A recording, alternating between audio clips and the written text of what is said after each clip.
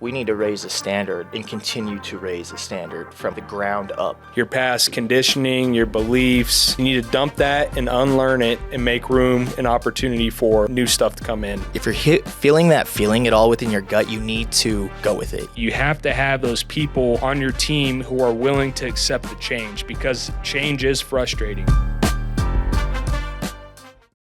All right, everybody, welcome to episode 29 of the Apps and Asphalt podcast. We have a very special guest with us, Mr. Brandon Leone with South Tex Asphalt. I don't know if you guys, I'm sure you guys have seen his face around, heard his charming Southern accent, his Texas accent, and I appreciate you jumping on. It's a Saturday morning, so we stepped out of the craziness of the day-to-day, the weekly stuff, to hopefully get a weekend podcast in. So appreciate you, man. Thanks for jumping on.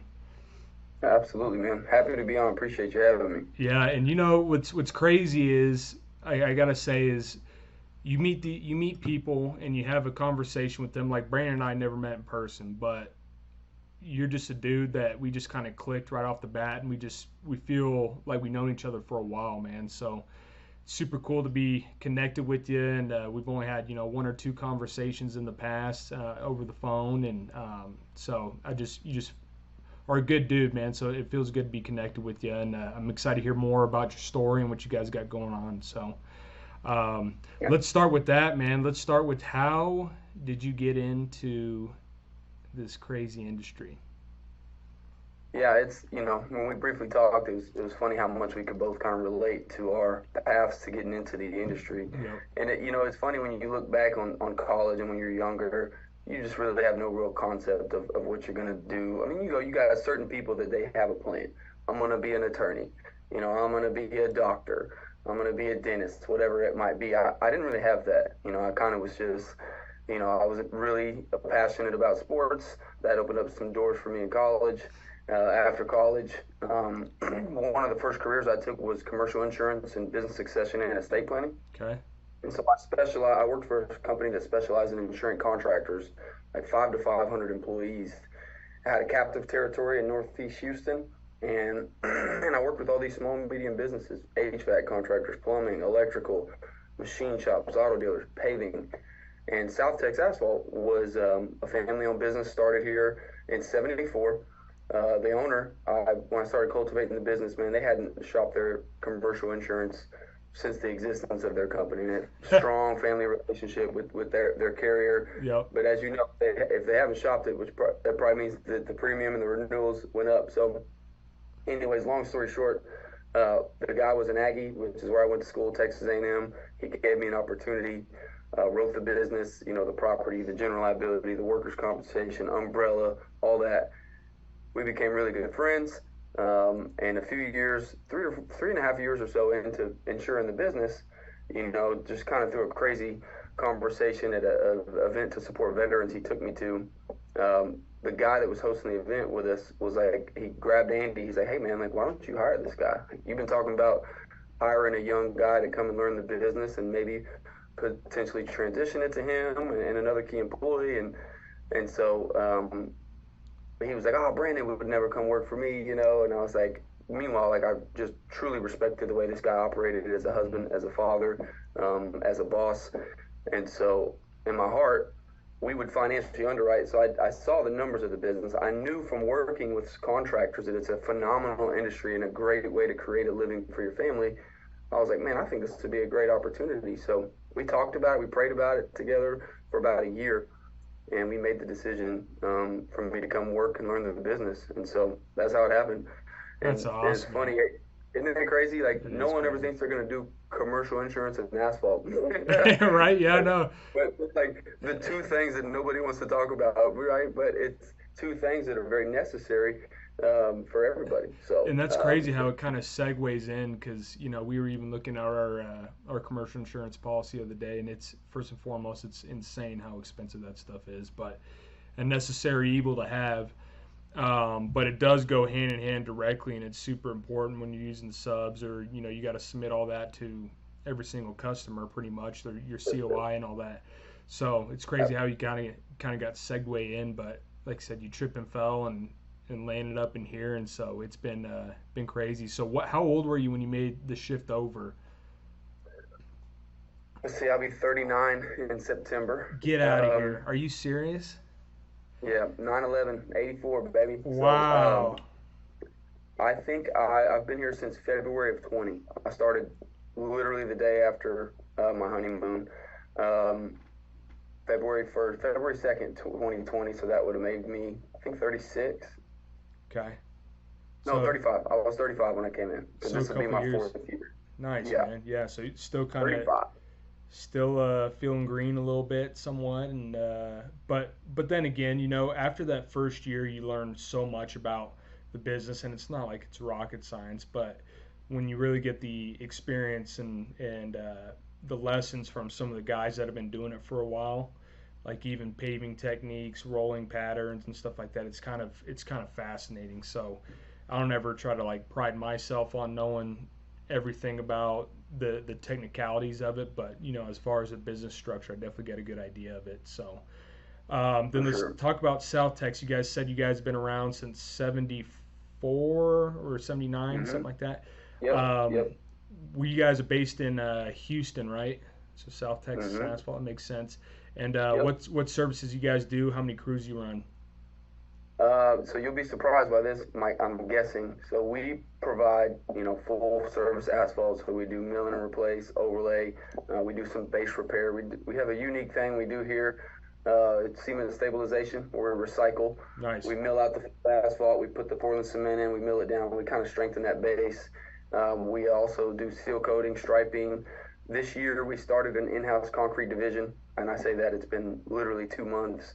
We would always kind of sub it out. We work for a lot of property management companies, and so more often than not, a lot of properties in Houston have some asphalt, some concrete, and so if they wanted us to do some concrete repairs, we'd sub it. But I would say if you came to Houston and visited me, we drove around, and it's probably 85% concrete. And so, wow, we talked about it, made the decision. It's like, hey, there's a lot of market share out there that we're missing. We need to prioritize that aspect of the business and invest into it and grow it. And so now we're doing full service concrete work. And we're not trying to bite off more than we could chew, man. I saw y'all's video the other day outside of the Broncos Stadium, hitting that whole staircase or the stairs. And I was like, yeah, we're not there yet. But, we're trying to do some curb and gutter, small panel replacements, catch basins, things like that, kind of dabble in a little bit before we go full steam with it. But it's going well. We're doing a job today in Houston, a couple concrete repairs behind a facility. So nice. We have one crew. So we have 11 guys on our crew, and we're very efficient. But it's gotten to the point the business has started to scale where we need to expand our capabilities pretty quickly.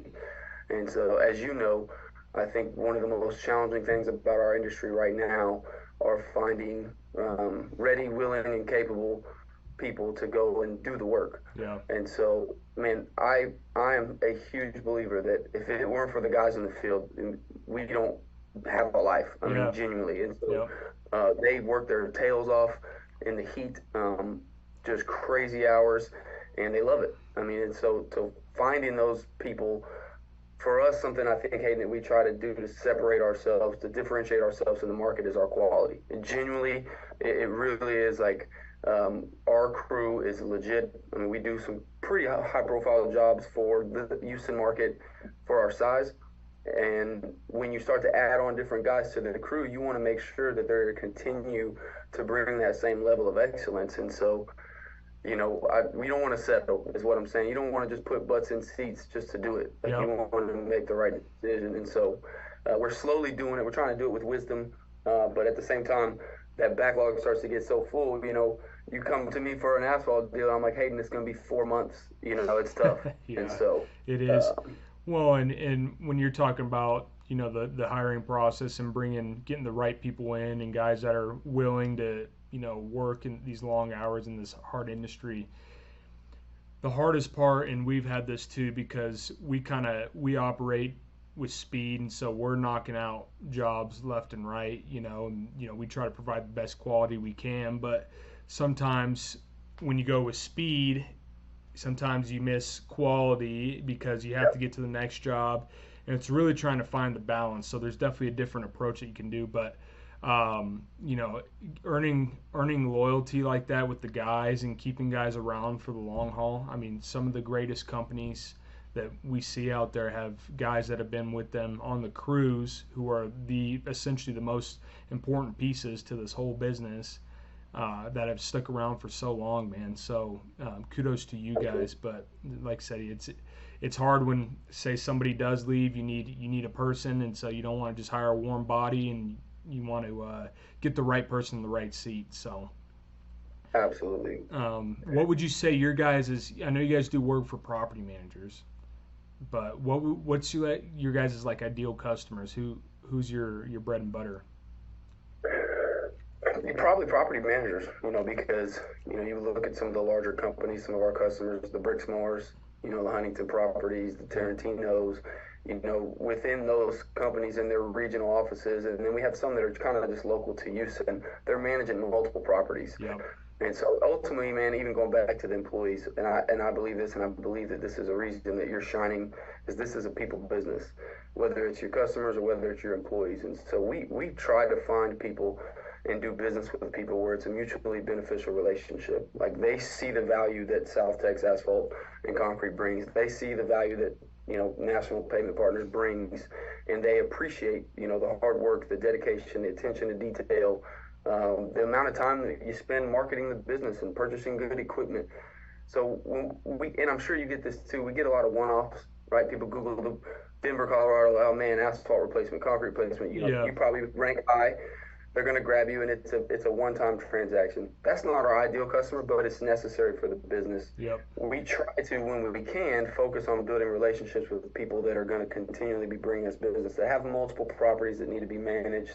So if I was going to, create the ideal customer profile, it would be someone that manages multiple properties, that's the decision maker, and that appreciates what we do, and because one thing I learned about being in commercial insurance in our industry is, man, contractors always get the least amount of respect. Yep. That's it. And so it seems like they get paid last. Oh, it's just asphalt, it's just concrete. Oh, okay. Well, then hire John, and call me next year when it fails. And so it's this balance of approaching it with humility, having pride in the company that you work for and what you do, but also being confident enough to tell a customer, like, you know what, like, if you want us to do the job that way, we're not going to do it. Like, Hayden's not going to put his name on it. Like, Brandon, I'm not going to put my name on a half A job. I'm just not going to do it. But yeah, that's our ideal customer. Someone that manages multiple properties, that understands the business, and that it's mutually beneficial. Like, they know if they hire South Tex. And the ultimate thing for me that I've learned in this industry, or whatever industry you're in, you try to find what are the hot buttons for your customer. Okay. For me, when I was younger in sales, you get to where you're in this point where you think that your product or your service is the only thing the customer's thinking about. Like, they're only shopping for asphalt today. That's all they're doing all day. Yeah. Right? Yeah, they're just sitting there. In my mind, they want to work with someone when they bring us in for pavement maintenance. They don't have to think about it, because they're thinking about the roof and the HVAC and the electrical, and they're thinking about tenants paying rent and maintenance for that. And so we approach it, and we try to make every single experience be something that's memorable for them, so they know, like, listen, I got this 20 deep checklist for the day of my 15 properties I manage. 5 of those are the paving and maintenance side of it, and I know I don't have to think about it. Like, if we can make it easy for them, that's the goal. 100%. That's the ideal way to approach it. Man, that's you hit the nail on the head. And I think, because we get a lot of guys that are listening to our show that are just doing residential, but a lot of guys want to make the leap over to commercial, and that's where you guys really win, earn a lot of good business, is by really hitting the property management sector hard. I love LinkedIn for that, but like you said, one property manager could oversee. I know property managers that oversee 30 properties themselves. So Absolutely. it is insane, especially down in a huge market like Houston. You get in with one guy in a company, and then soon enough you do good work for them, they'll tell the other property manager, and then it spreads like wildfire. So one company and one customer in that company could take care of you guys for a majority of the year, honestly. And like you said, man, these people, we've come to realize that they have not only the amount of properties that they're dealing with, but the types of problems and stuff that they have to deal with on a daily basis. That, like I said, the last thing they're thinking of is asphalt and concrete. They could care less about it. So your value add as a contractor is to completely take that off their plate, which is why we offer, multi-year budget planning, because we know budgets are a big pain in the butt. So we'll use Spot on Site and we'll create budget plans and stuff for them, and we'll send it to them. And so they don't even have to worry about it. They have their numbers. It's one less thing that they have to do. And it's not always going to get you the immediate return on business, but what it will do is when they need you, they're going to remember you, and they're going to call you because of that one thing that you did, or the extra step and effort that you did. So it's changing your mind frame to more of like the longer game, instead of looking for immediate returns on everything, is going to help you win, a lot more business in the long run. Absolutely. No, I mean, that's something that y'all do so well, just from watching from afar, is value creation. I mean, that's the name of the game, right? We want to bring value and create value for our customers. And the way that y'all's approach is with the Spot on Site app, which, by the way, I will be using for the first time. Been waiting for you, man. Monday. I don't know if you saw last night, I took the late feed. So I fed the baby from 3 a.m. or at 3 a.m. and I stayed up from like 3 to 5 and I got on Spot on Site. Nice. Awesome, dude. I went to my office. So I do have a few questions I want to ask you, because Monday I'm going back to this Coca-Cola facility. Okay. And it's this massive concrete thing, and it's the first time that someone has asked me, like, hey, we want to look at what you think is immediate, like what do we need to repair now, and then we want to look forward a few years from a maintenance standpoint. And I said, can I come back Monday at 7:30, because it's 2:30 right now, it's 105 degrees. And so the customer was like, yeah, absolutely, man. Sweating my tail off. Sugar melts in the heat, man. Sugar melts in the heat. But no, I appreciate you appreciate you trying us out, dude. It's going to help you out. And it wasn't even, it's really the small things that you can do to help make your customers, earn loyalty, or even simple things like answering your phone. I mean, it's just the small stuff that these guys really care about. What do you think? Like you said, contractors are kind of the least respected. What do you think contributes to that? Being from the outsider coming in. That's opening up a whole nother conversation. But I think a couple things is a lack of understanding of what we do, what actually goes into the process, and entitlement and lack of empathy.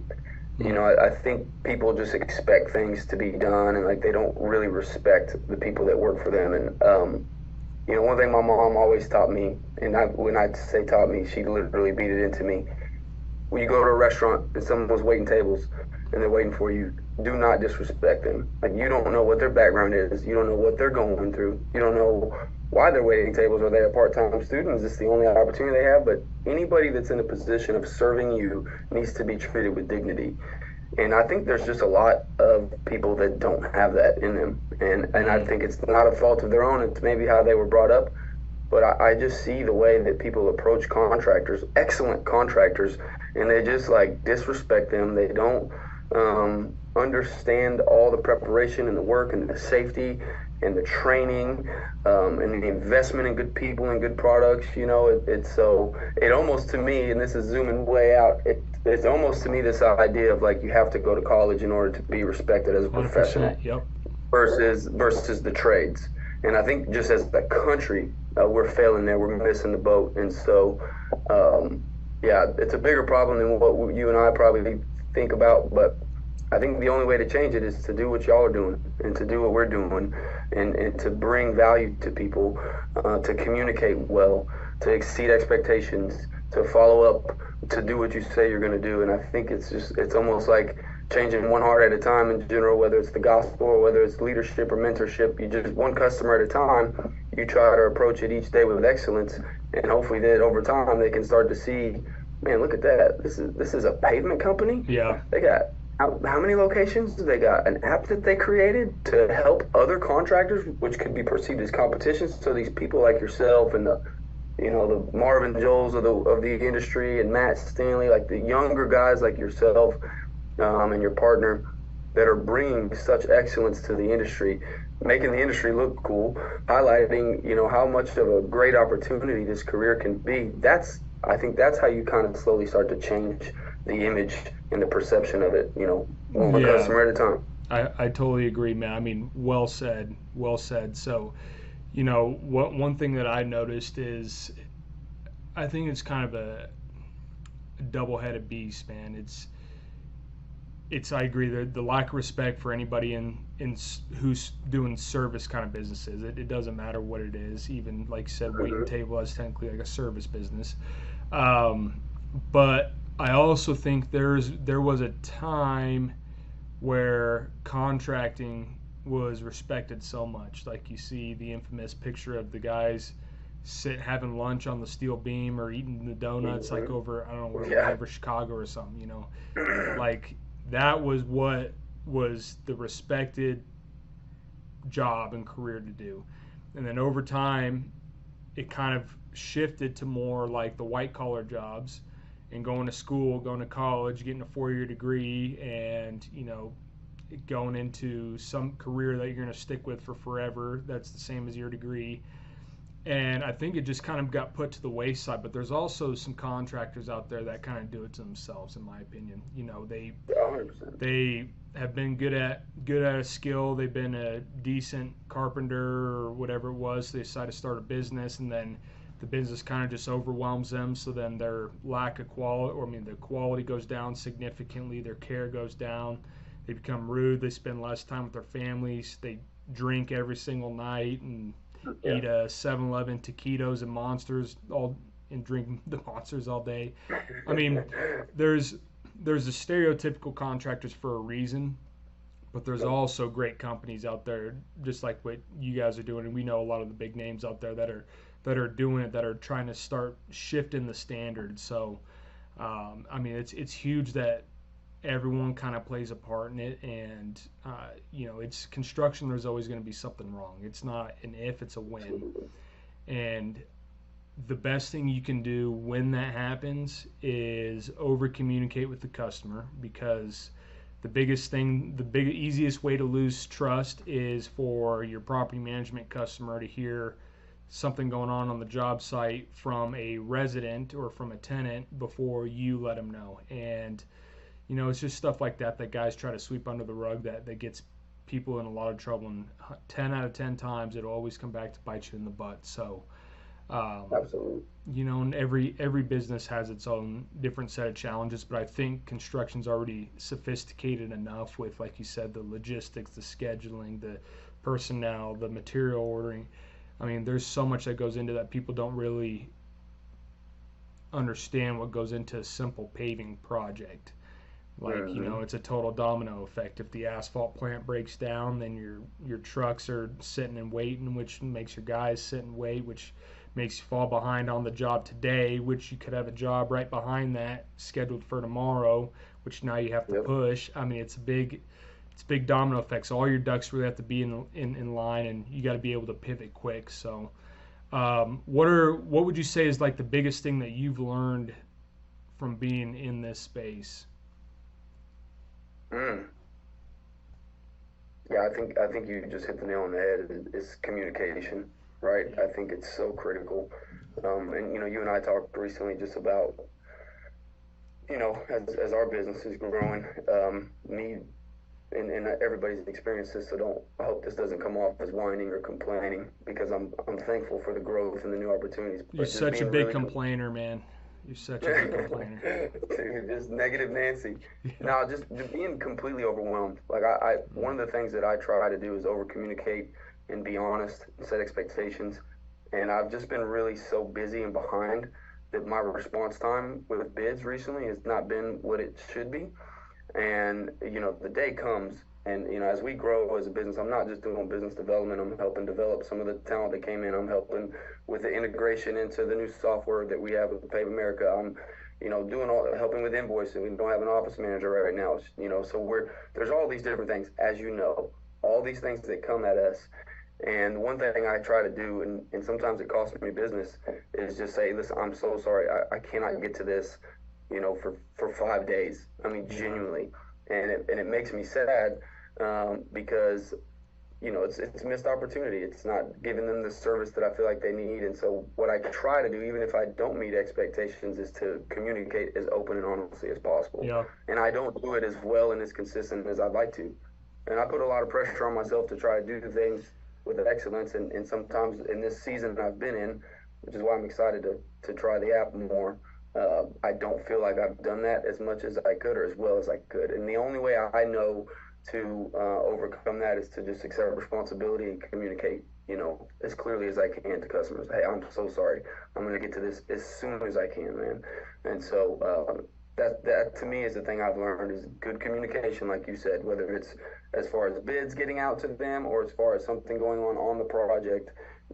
Always being in communication with customers, sending pictures to them, progress pictures during the project, always keeping them up to speed on where you're at in the process, because a lack of communication is a quick way to lose a customer. And I can honestly confess, I know for sure just how busy I've been this year that I've probably lost some business, and so I'm trying to catch back up. It's super frustrating, and that first impression, sometimes it's hard to overcome it if you don't handle it well. Yep. And so I'm working on that, but I think that's the biggest thing, Hayden, is just clear communication and expectations up front.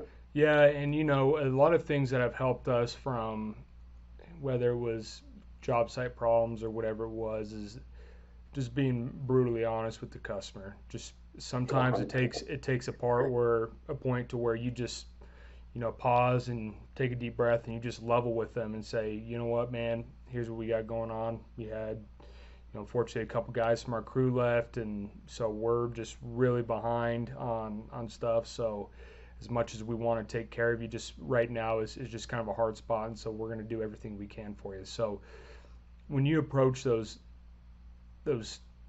I guess challenges or the fulfillment issues head on with everybody, I mean, we're all human at the end of the day. I mean, they fall behind on stuff, and so the good customers, the guys that you want to work with, will be completely understanding, and then you start building a stronger relationship through the adversity, so to speak, is what it is. So one other thing I would say that I've learned, and it's hard because I'm kind of a people pleaser at heart, and you know this, and if you don't, I know you will, because y'all are growing like crazy. It's okay to fire your customers. Like I've learned that sometimes, you can't do everything for everybody, and sometimes people won't appreciate you, and they won't be understanding. And going back to what you were saying about how contractors used to be respected and now they're not, inevitably in every industry you got good ones and bad ones, and with customers you got good ones and bad ones, and some of them have unrealistic expectations. They're unreasonable. Yep. And you learn sometimes the hard way, like, I can't work with that customer anymore. And I try to communicate with them and be like, hey, man, listen, like, no, we went above and beyond. We had way more material than we anticipated, and they don't, maybe the base fails on them, and they're like, oh, well, I know it says that in the terms and conditions, but you got to fix. You find out that there's people that are just unreasonable, and you got to make the tough decision to not work. And they might be a really good customer, as far as the brand name or the amount of properties they have, but man, they might not be a good fit for South Tex. They might not be a good fit for y'all. And so having the confidence as a people pleaser to step into those conversations and say, hey, we're not going to work for y'all anymore. I'm sorry, it's just not beneficial for us. That's tough to do, and I'm trying to grow in that as well, for sure. Yeah, and I think it's the type of customer, but also the type of jobs too, right? So there's, we do a lot of work for a company, and we have for years. We would say they're a great customer, but every single time we got to get our margin, super low and cut hours super low just to win the job. And every time we go and produce it, we're always running behind. There's never been a job in our 3 years that I would say, wow, we've just knocked that out of the park. It's always problems and challenges because we've kind of sacrificed what's the right amount of time, because we bid off based on production, time, and the fluff factor that we normally have in to just get this job in. So I was talking with Zach. I'm like, you know what, man? As much as we like doing work for these guys, these kind of projects are the ones that always bite us in the butt. So that's another time where it's good to kind of sit and reflect on what jobs are the right ones for you, what customers are the right ones for you, and which ones aren't. So Yep. That's a great way of putting it, man. And that's unfortunately a lot of guys when they're just getting started in their business, they feel pigeonholed and kind of trapped to fulfill or to be the yes man for all these people, saying like, all right, fine, I'll take care of it, because they don't want to get the bad reputation, because it takes one Yelp or Google review to set you back pretty far. So it's pretty hard, man. It is a hard balance, but when you're able to get to that point where you have enough flow of new leads coming in, new opportunity, to where that person can easily be replaced, or you go on a prospecting spree to find a replacement for that customer if they give you, $500,000 of business per year. Make an active prospecting approach to go find a new customer with a $500,000 portfolio to help supplement that lost revenue, so to speak. But the headaches aren't worth it necessarily anymore, man. So For sure. being a family man of God, that's one thing I highly respect about you. We talked about God our first conversation, and for me that's very important, and I know you lead your company by example, and also your family. What would you say? This industry, it takes a tax and takes a toll on families, because you're gone a lot. I know from last time we talked how many hours you're putting in every day. Your wife has a newborn now. You got 2 other kiddos, and what does it take for a family to stay strong during the quote unquote busy season when you're spread pretty thin? Intentionality. I think you have to be so focused on quantity time, right? Sometimes you might not have as much time or quality time. I'm sorry, but when you have the time allocated with your family, you need to be present. Yeah. So like a lot of times I'm gone before they wake up, and sometimes I'm gone, when they go to bed. But what I've tried to do these last few months is, like I'm gonna work out at this time, I'm gonna get in the Word at this time, and then I'm gonna be with my babies and family in the morning if they're up. I'm gonna go work as hard as I can while I'm there. I'm gonna be as intentional as possible, and then when I come home, I'm gonna be present. So like as a family, something we do, and I know it's more so for my oldest daughter right now because my son is 2, my newborn is 3 weeks. But we eat dinner as a family. Nice. We go around the table. We talk about our highs and our lows. And for my daughter especially, we really trying to get her to understand her emotions and kind of speak into her feelings. So like, okay, in your high today, what was your emotion? So we have like a little emotional kind of chart she could point to and be like, yeah, I was frustrated. Well, why were you frustrated? Oh yeah, she hurt my feelings because she didn't want to play the game I wanted to play. Okay, baby, well, you know what? It's important to not make it about yourself all the time. And then just trying to teach her how to communicate and not bottle what's going on in her heart. And so, but first and foremost for me, the thing that's kind of like the center, like a lot of times I think we as people tend to compartmentalize our life. Like, okay, I got my work, I got my finances, I got my fitness, I got my family, I got my friends and my hobbies, and here's my faith. I think as I've grown, as I've gotten older, as much as I feel like the Lord has forgiven me and how much I've grown in my faith, it's the center for me. Like the gospel is the center for me. Everything flows from that. So like how I operate as a professional, how I operate as a husband and sacrificially and intentionally pursue my wife, how I operate as a father, all flows from my faith and imperfectly. And I screw it up all the time.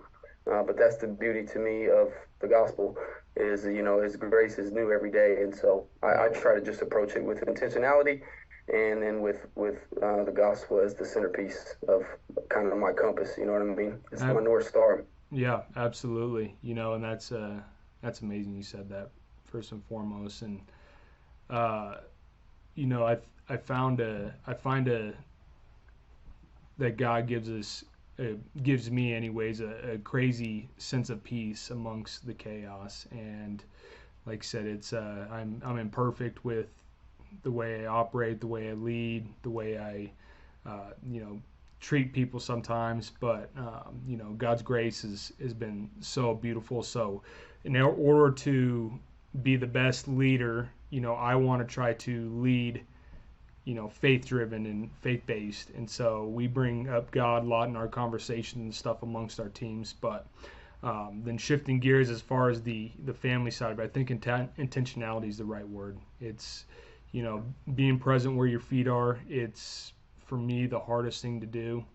My wife will, ask me a question and I didn't even hear a single word she said because I'm thinking about thinking about a bid or something that happened that I got to get over to a customer or something. So it happens more often than not. But once you do find that and you're able to be very intentional with your time, and you start respecting the time that you have more with the people who are in front of you, will really kind of open your eyes to what's important, what really matters in life. And we're always going to have problems, and stuff's not going to go right every day, and you're going to have bad days, you're going to have great days. But the best thing that you can do is still be intentional, because you never know when it's your time to go, man. And the last regret you'd want to have is that you let a bad day affect the way you treated your kids and your wife and the way they perceive you. So